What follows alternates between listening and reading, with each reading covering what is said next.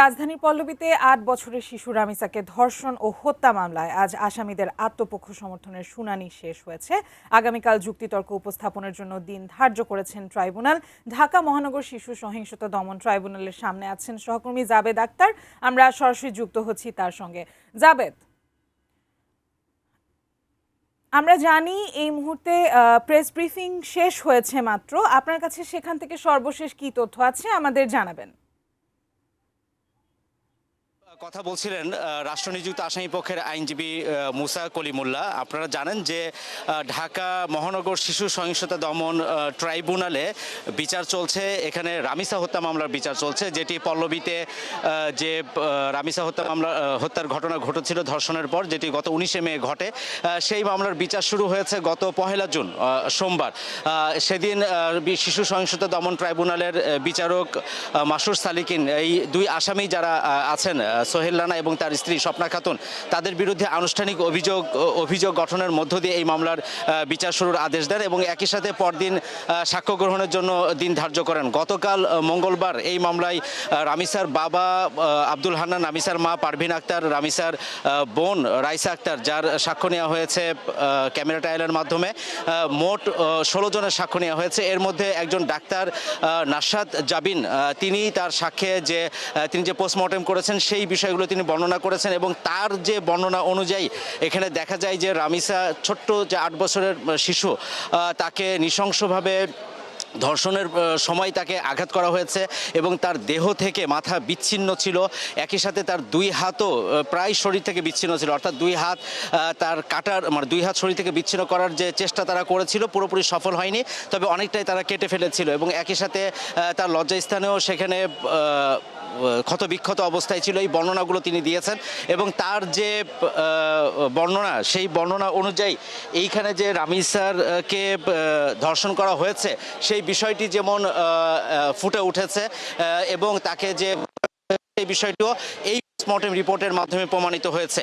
গতকাল যে 16 জনের সাক্ষ্য নিয়েছেন সেখানে ইকবাল হোসেন নামে একজন পুলিশের এসআই, যিনি রামিসার দেহটি ওখান থেকে উদ্ধার করেছিলেন, তিনি তার বর্ণনা দিচ্ছিলেন এবং তিনি এই বর্ণনা দিতে গিয়ে তার নিজের একটি কন্যা সন্তানের কথা উল্লেখ করে এ সময় তিনি আদালতে কেঁদে ফেলেন এবং একই সাথে রামিসার মা পারভিন আক্তার, তিনি যখন সাক্ষ্য দিচ্ছিলেন উনি কিন্তু বলছিলেন যে তিনি বারবার স্বপ্নাকে দরজা খোলার জন্য আকুতি মিনতি করছিলেন, কিন্তু বারবার বলার পরও স্বপ্না তখন দরজা খুলেনি। অতএব এখানে সবকিছু তথ্য বিশ্লেষণ করে এবং যে 16 জন সাক্ষী দিয়েছেন, আজকে ছিল ফৌজদারি কার্যবিধির 342 ধারা অনুযায়ী আসামিদের ছিল।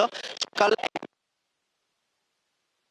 এজলাসে বসেন বিচারক মাসুর সালিকিন এবং আসামিদের বিরুদ্ধে, অর্থাৎ রামিসা হত্যা মামলার দুইজন আসামি গ্রেপ্তার আছেন, সোহেল রানা এবং স্বপ্না খাতুন, তাদের বিরুদ্ধে যে অভিযোগ সেই অভিযোগগুলো পড়ে শোনান এবং একই সাথে গতকাল যে 16 জন সাক্ষ্য দিয়েছেন সেই সাক্ষীতে তারা যে বিষয়গুলো তুলে ধরেছেন এবং এখানে তাদের বিরুদ্ধে যে সাক্ষীগুলো উঠে এসেছে যে তারা প্রত্যক্ষ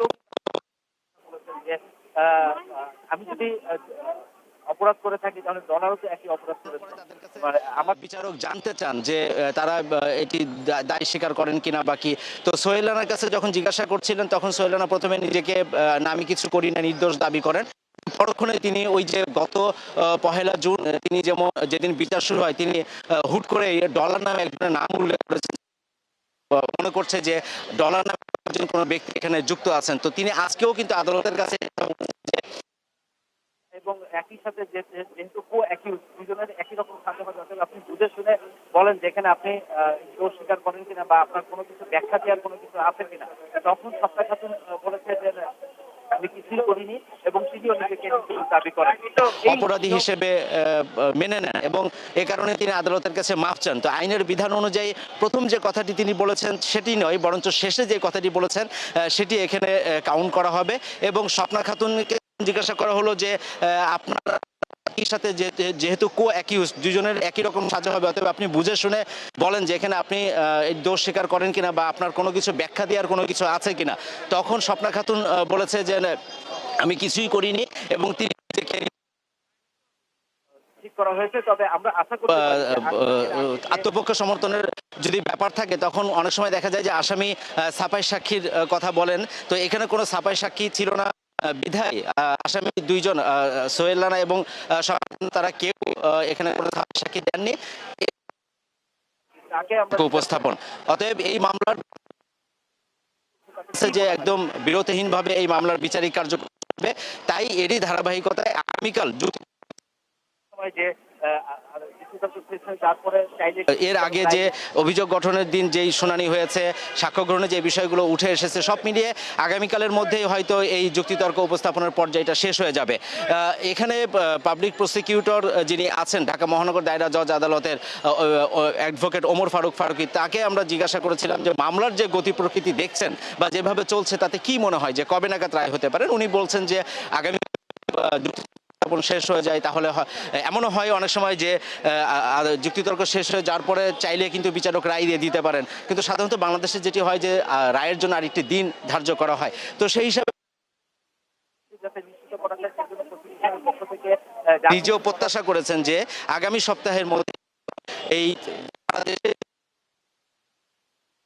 রায়টি হয়ে যেতে পারে। যদি সেটি হয় তাহলে অবশ্যই এটি একটি নতুন নজির। বাংলাদেশের মানুষ কিন্তু চাইছে যে এই মামলার যাতে দ্রুত বিচার কার্যক্রমটা শুরু হয়, এবং শুরু থেকে আমরা দেখছি যে এখানে প্রধানমন্ত্রী থেকে শুরু করে আইনমন্ত্রী আরও অন্য যারা আছেন তারা অনেকেই এই বিষয়টাকে খুব সিরিয়াসলি তারা নিয়েছেন। তারা এই সর্বোচ্চ শাস্তি যাতে নিশ্চিত করা যায় সেই জন্য প্রসিকিউশনের পক্ষ যা কিছু করার সব কিছুই করবেন সেই প্রতিশ্রুতি তারা দিয়েছেন, এবং আমরাও দেখছি যে কোর্টের যে কার্যক্রম চলছে তাতে করে মনে হচ্ছে যে আগামী সপ্তাহের মধ্যেই হয়তো এই রামিসা হত্যা মামলার রায় হয়ে যেতে পারে। আমার কাছে রামিসা হত্যা মামলা সংক্রান্ত এই ছিল আজকের মতো সব শেষ।